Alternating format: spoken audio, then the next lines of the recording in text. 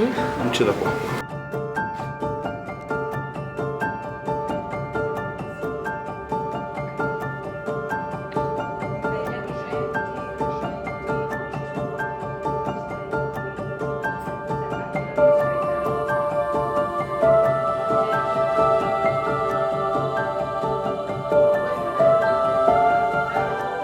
È un graffito, si tratta di Giovanni Battista Nani, cavaliere procuratore per merito, che tenta disperatamente di diventare doge, senza riuscirci.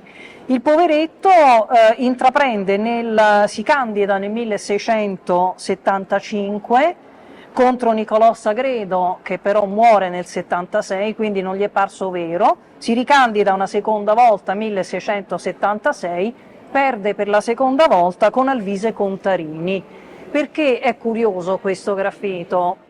Poi potremmo quasi dire che è una campagna elettorale vera e propria, viva viva Giovanni Battista Nani, cavaliere eccetera eccetera, perché si inneggia quasi ad un doge che però non sarà mai eletto. È una delle poche testimonianze che noi abbiamo di una campagna elettorale piuttosto potente in un posto di passaggio all'interno del Palazzo Ducale, di una figura che è un perdente, possiamo dire, però sono molto affezionata a questo oggetto. Quando non esistevano i pennarelli indelebili, come in questo caso, in questo microatto di vandalismo qui a San Marco, ma sempre significativo, i muri comunque venivano incisi, c'erano i graffiti. I graffiti raccontavano non solo nomi, per dire io sono stato qua, ma anche microstorie, a volte erano dei segni di propaganda e questo naturalmente ci riporta a una tradizione che va molto indietro, basti pensare a Pompei ma anche molto prima. Ebbene, Venezia viene studiata in questo momento sestiere per sestiere, parrocchia per parrocchia possiamo dire, e solamente il 20% della città ha restituito ben 40.000 graffiti e questi 40.000 graffiti ovviamente raccontano la storia della città e lo fanno nel corso non di alcune decine di anni, non di secoli, ma addirittura arriviamo oltre al millennio.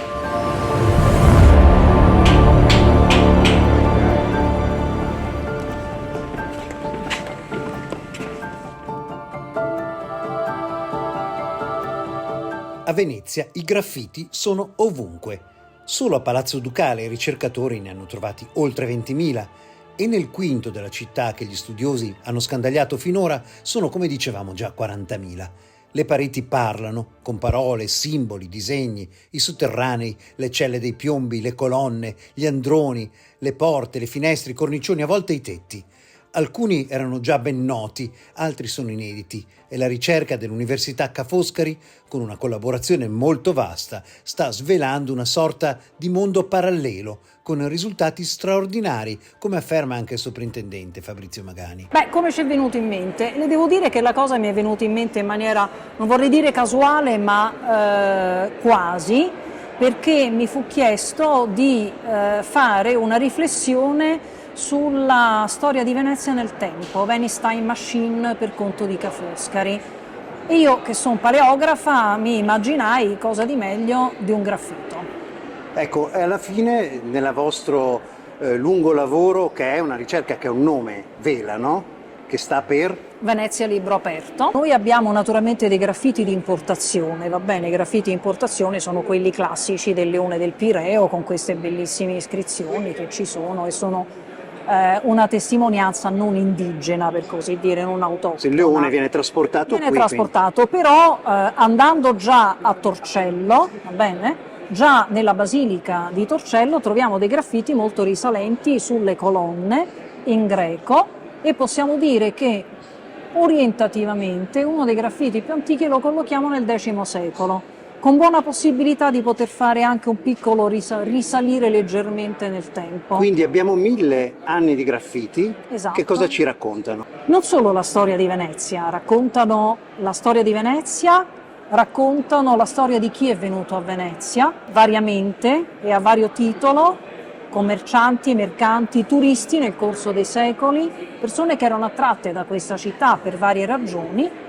persone che arrivavano con le navi, marinai e via dicendo, perché per esempio le navi che noi abbiamo, le tante navi che sono raffigurate nelle celle, delle galere normalmente, o abbiamo qualche galeone, stiamo parlando della fine del 400-500 e poi parliamo anche del 600, quasi sicuramente le dobbiamo a prigionieri che furono condannati al remo, come si dice, cioè galeotti, i quali avevano una conoscenza della barca, della nave in tutte le sue strutture talmente perfetta da essere in grado di riprodurle anche nelle carceri. E ne avete decine, fino a 100 riproduzioni di navi. Abbiamo tantissime riproduzioni di navi distribuite nella città, sempre con il 20% dragato, va bene?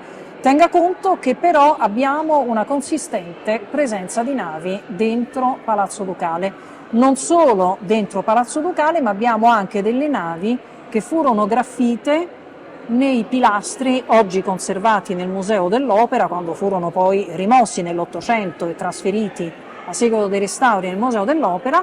Abbiamo delle navi che molto probabilmente sono delle navi della fine o comunque della seconda metà del 400. Si pone naturalmente un piccolo problema, cioè Francesco II Sforza, 1500, lui muore nel 1935, il ritratto che è stato fatto è un ritratto particolarmente vicino e fedele ad un ritratto che è conservato a Milano ed è del pittore Bernardino Luini, ed è estremamente simile a questo, sia nella posizione girata verso sinistra di Francesco II Sforza, sia nell'apparato decorativo.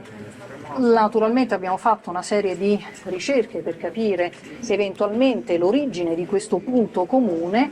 Le medaglie e naturalmente la monetazione non ha dato un esito positivo, però quello che noi immaginiamo è che possa esserci un modello forse comune tra questo e il ritratto di Luini, che noi non abbiamo però. Ecco, per quale motivo questo è un lavoro archeologico? Se io mi trovo davanti un muro di graffiti, faccio fatica a leggere esattamente come un sito archeologico prima di essere scavato.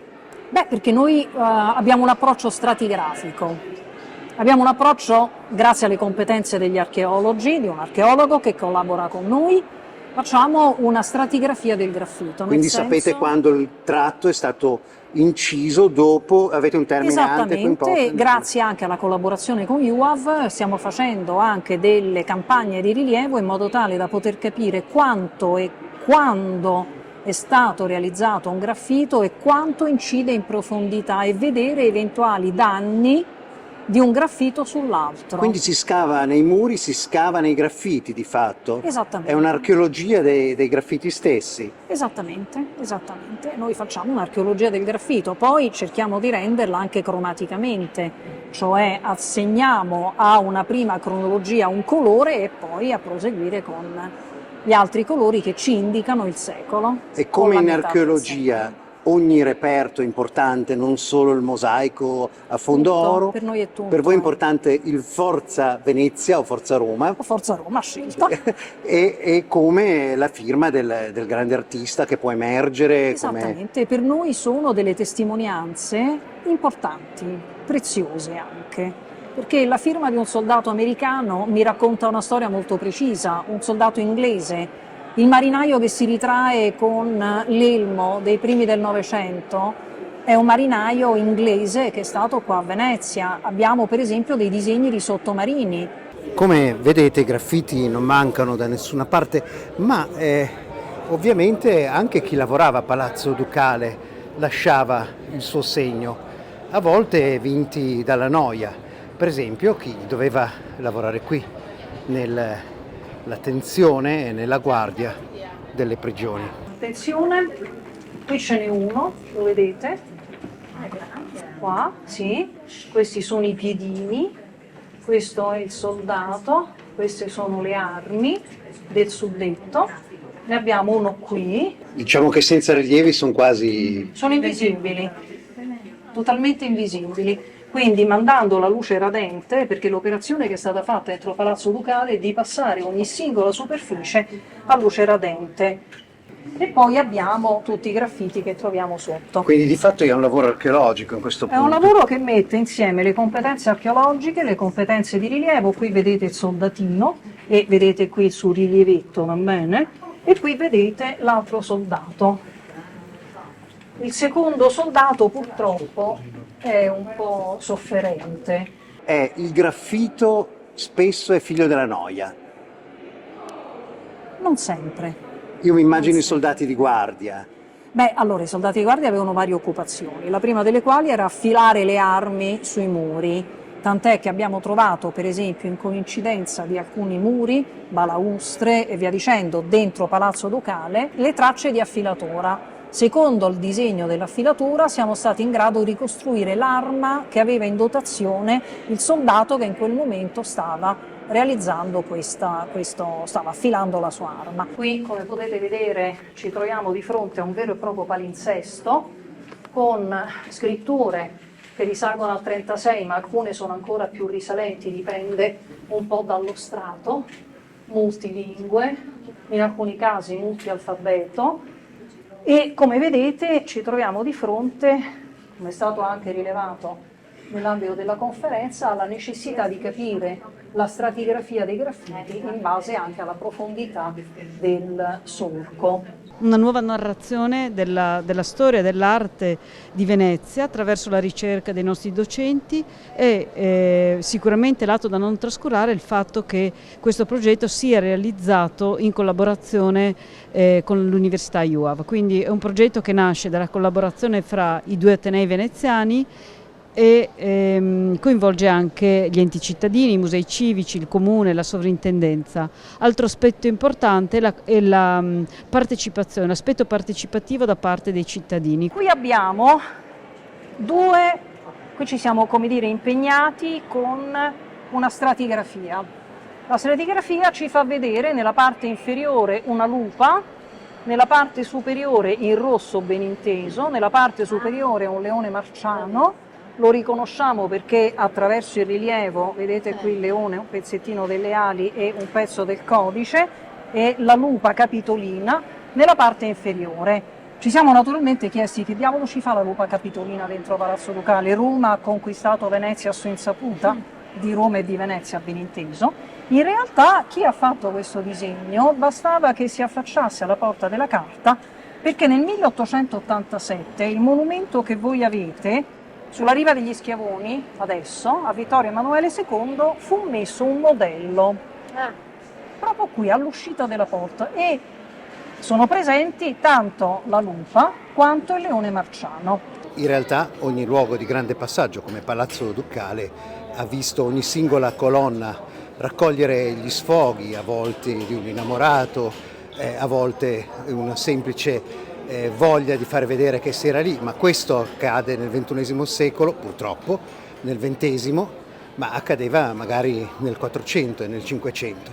Ma non basta, sono gli stessi veneziani a scrivere sulle colonne di Palazzo Ducale al suo interno, a volte semplicemente per chiedere un'elezione nel luogo nevralgico, questo, del potere veneziano.